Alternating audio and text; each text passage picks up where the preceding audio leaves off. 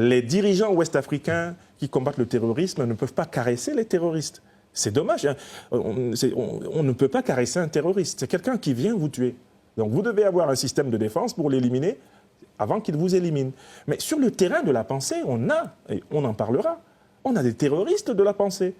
J'ai élaboré, lors de ma conférence récente au Burkina Faso, où j'étais invité aux universités africaines de la communication de Ouagadougou, j'en étais l'invité spécial, j'ai élaboré le concept de terrojournalisme. C'est quoi le terrojournalisme? C'est la production d'artefacts audiovisuels, écrits, qui semblent être de l'information et même de la communication, mais qui ont pour but d'entretenir des peuples entiers du monde dans la peur, afin d'imposer à leurs dirigeants et à leur gouvernement le pillage permanent de leurs ressources stratégiques. Les terrojournalistes, on les trouve à foison sur France 24, sur TV5, dans Jeune Afrique, etc. J'analyse tout cela. Mais alors, ces gens-là, vous vous rendez compte, ils sont co-responsables de tragédies humaines. Quand vous avez donc à porter la parole de ceux qui subissent les conséquences de cette pensée néocolonialiste, impérialiste, dictatoriale, de cette pensée raciste contre les Africains, mais il vous faut avoir de la pêche, hein, et il vaut mieux que vous soyez en bonne santé. Parce qu'ils ne vous feront pas de cadeaux et vous n'avez aucune raison de leur en faire. C'est une lutte à mort. C'est une lutte à la vie, à la mort, entre l'Afrique et ses ennemis. Alors, on me reproche d'être tranchant, bien souvent quand on se trouve du côté des ennemis de mon peuple, des ennemis de ma communauté, de ceux qui veulent que les Africains soient des subalternes éternels. Pour tous les autres, ceux qui partagent avec moi cet idéal de fraternité, de solidarité, de vérité et de justice, je crois que je suis l'un des hommes les plus doux que l'on puisse connaître. D'accord. Vous évoquiez déjà votre passage à Ouagadougou. Vous avez notamment fait connaître votre livre « L'impérial terrorisme ». Et c'est sur ça que j'aimerais qu'on parle maintenant. Ça a fait déjà grand bruit malgré le fait que vous ayez publié Il y a eu plus de 40 000 ventes déjà en cette année. Est-ce que vous pensez que ce sera votre prochain best-seller? Alors, en tout cas, c'est pour le moment mon best-seller. C'est mon livre le plus vendu. J'ai jamais vendu 40 000 exemplaires d'un seul de mes livres avant celui-ci. Ce livre établit une vérité essentielle pour notre temps. L'Afrique n'est pas agressée pour des raisons religieuses. On a élaboré un plan, un stratagème pour salir l'islam, pour cacher derrière la religion islamique un plan de recolonisation impérialiste de l'Afrique. On a créé dans les années 80 Al-Qaïda. C'était pour combattre les soviétiques en Afghanistan. Ce sont les services américains qui ont créé Al-Qaïda. C'est scientifiquement documenté. On a créé dans les années 2000 l'État islamique. Et l'actuel président américain, Donald Trump, nous dit c'est l'administration Obama-Clinton qui a créé l'État islamique. D'autant plus qu'on a établi, et maintenant ça ce sont les documents américains déclassifiés, on a établi des financements directs d'institutions comme l'USAID américaine aux organisations terroristes. De nombreux sénateurs l'ont reconnu et l'actuel chef du renseignement américain, Mme Tulsi Gabbard, a publiquement témoigné devant le Sénat sa honte de voir son pays collaborer avec ceux-là même qui ont tué des soldats américains et qui déstabilisent le Moyen-Orient depuis plusieurs années, déstabilisent l'Afrique, qui ont saccagé la Libye, déstabilisé le Sahel. Donc ce livre a été consacré à rassembler les preuves occidentales de l'implication directe de l'OTAN et de ses alliés du Moyen-Orient dans la déstabilisation de l'Afrique à travers des organisations apparemment religieuses cachées derrière le concept de djihadisme, mais qui sont en réalité des organisations de mercenaires dont le but est très simple. Il faut terroriser les Africains pour imposer aux Africains d'accepter des conditions de prédation, de spoliation de leurs matières premières stratégiques. Pour leur prendre l'or, le pétrole, le gaz, le manganèse, le coltan, l'uranium, il faut maintenir les Africains en état de guerre.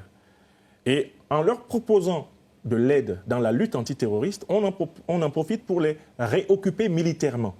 On en profite pour imposer des petits valets de l'impérialisme et du néocolonialisme dans les palais présidentiels.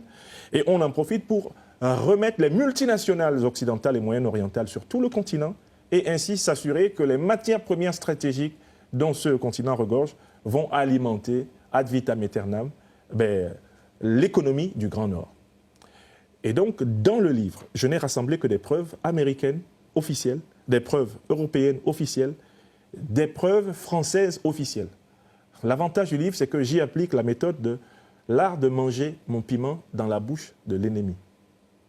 C'est un proverbe africain qui dit que quand on veut confondre l'ennemi, il faut manger son piment dans sa bouche.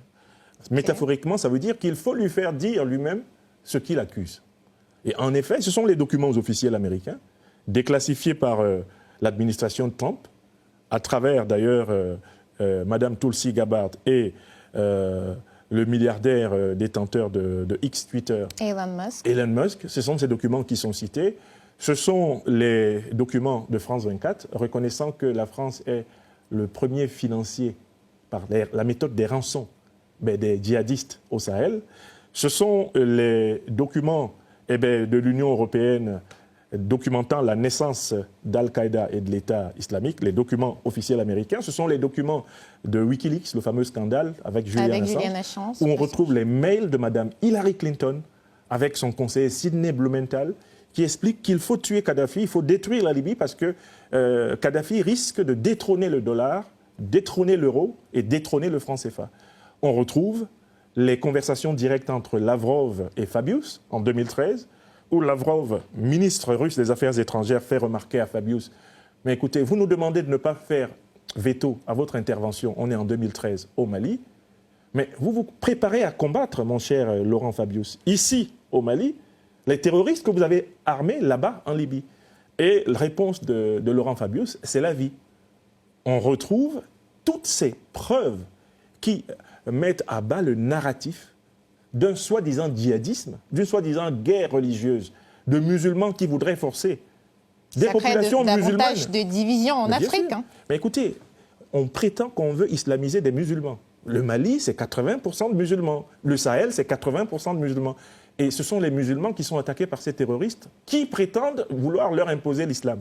Il y a un petit problème. Je suis déjà musulman, tu me tues pour que je sois ce que j'étais. En fait, c'est un faux narratif, ça ne marche pas. Et le livre, c'est vraiment la démystification totale de ce narratif, Mariam. Et ce livre mérite d'être lu parce qu'il dédouane non seulement la belle religion musulmane que les Africains connaissent et qui se pratique dans la paix aux côtés du christianisme et de notre culte traditionnel, qui est plus ancien d'ailleurs que ces religions. Eh bien, le livre permet également de responsabiliser les gouvernements occidentaux dans l'expansion du terrorisme et de déniaiser les opinions qui étaient dans le narratif djihadisme, fanatisme religieux. Ça n'a rien à voir, ce sont des mercenaires. Ce ne sont pas des musulmans qui tuent en Afrique, ce sont des mercenaires des puissances impérialistes occidentales et moyen-orientales. Le livre en est la preuve absolue. Aucun procès en diffamation depuis qu'il est sorti au mois de février, parce que le livre est en réalité bétonné, il est implacable. Alors, c'est une contribution qui a pour but d'appeler les gouvernements africains à prendre leurs responsabilités, à revoir les relations diplomatiques en fonction de ces faits, appeler les juges africains à condamner les organisations terroristes, les auteurs et les États qui parrainent ces organisations. Et je salue la naissance de la Cour internationale pénale du Sahel, qui va juger de ces affaires. C'est aussi une manière de nous rendre responsables de créer des armées, des unions, des confédérations fortes pour protéger notre continent et ainsi assurer notre puissance. Alors, Monsieur Niamsi, vous avez parlé du terro-journalisme en Afrique et vous parlez aussi d'un récit médiatique qui défend la réalité africaine. Comment changer cette narration, notamment depuis les médias africains eux-mêmes? Alors, moi, je pense que la première des choses, c'est toujours de s'assurer de qui finance un média. Vous savez, celui qui finance un média, c'est lui qui dicte ce que le média doit faire. Donc il faut commencer par autonomiser financièrement les médias africains.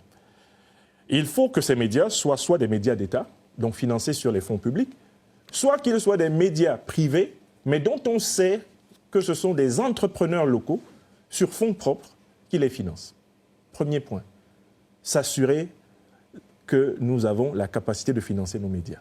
Or, c'est l'un des points faibles, c'est même le premier point faible du système médiatique africain. Deuxième point important, il nous faut filtrer les médias étrangers qui sont autorisés chez nous. Parce que tout le monde le fait chez lui. Or, l'Afrique, c'est le territoire, c'est le no man's land médiatique, où toutes les chaînes, toutes les influences entrent et sortent comme dans une cour du roi Péto. Il faut une législation pour protéger le mental des Africains de la pollution médiatique des impérialistes, des néocolonialistes et de tous ceux qui, derrière les ONG, derrière les associations, derrière les bonnes intentions, viennent en réalité détruire les valeurs sociétales africaines en tentant d'imposer le transhumanisme, la perversion, la déviance, comme étant les nouvelles normes civilisationnelles. Il faut donc, par conséquent, encadrer les médias par la législation. Et puis, il y a un troisième niveau. Il nous faut former nos journalistes en leur donnant non pas simplement la culture technique du journaliste que vous avez, celle qu'on obtient dans les écoles de journalisme, mais une conscience panafricaine. Parce qu'on ne peut pas exercer son journalisme un peu comme on ferait des recettes de cuisine. Il faut se dire, je suis journaliste, mais je suis africain, je suis africaine. Et quel est mon devoir envers ma communauté? En tant que journaliste, en tant que professionnel de l'information, quelles sont les limites que je ne dois pas franchir pour ne pas, littéralement, tirer une balle dans le pied de ma propre communauté? Donc, il me semble qu'il faut une dimension de conscience patriotique, citoyenne, panafricaine, à l'ensemble des professionnels des médias dans la période que nous traversons. Enfin, pour que nous ayons une presse de qualité, mais il faut qu'elle soit ouverte à tout le génie de la société. La presse doit laisser respirer la diversité des pensées. Elle ne doit pas être, comment je peux dire, elle ne doit pas être monochromique, elle ne doit pas être idéologiquement, je peux dire, psychorigide. La presse doit être un espace où on discute quand même. C'est-à-dire où on peut entendre ce qu'on ne voudrait pas entendre. Pour moi, voilà 4 conditions pour avoir une bonne presse et de bons médias en Afrique.